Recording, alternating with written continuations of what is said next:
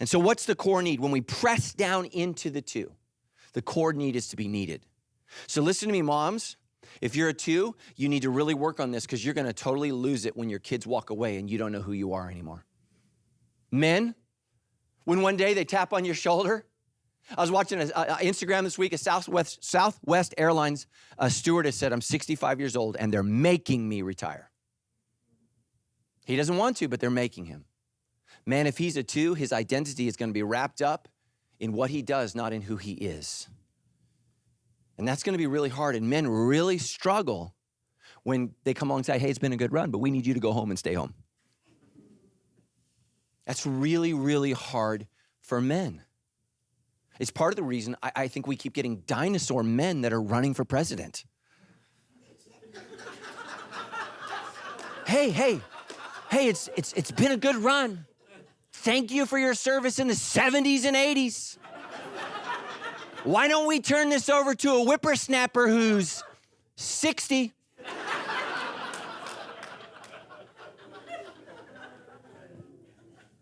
I mean, because we're all going to get to a place where we can't take questions anymore. You're like, you know. But why do politicians stay in their offices so long? They can't see themselves as anything other than the position they hold. And it's not helping them, and it's not helping us. It's not. Their motivation is to feel loved. Their need, listen, their need is to be needed. If I don't do this, who am I? Who am I? I want you to know this. God doesn't need you. He does want you. Let me say that again. God does not need you. He wasn't in heaven. I'm so bored. What should we do? I know, I'll create humans because that'll be fun to watch the train wreck over and over and over again. He doesn't need you, but he does want you. And listen to me, twos, need is a dysfunctional relationship. And oftentimes because you feel you're unworthy of love, you really like it when kids are little because they need you. You have to raise them and train them up to want you because you're worthy of being wanted. I love my mom, but I don't need my diapers changed anymore. If I did, that's a problem. Can you imagine I'm in the middle of a sermon? Potty break. Or I was like, too late.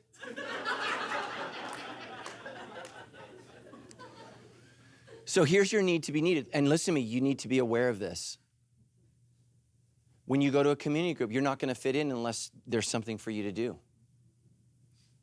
But community group is not about serving. It's about sitting at the feet of Jesus and actually discussing what you heard from God this week.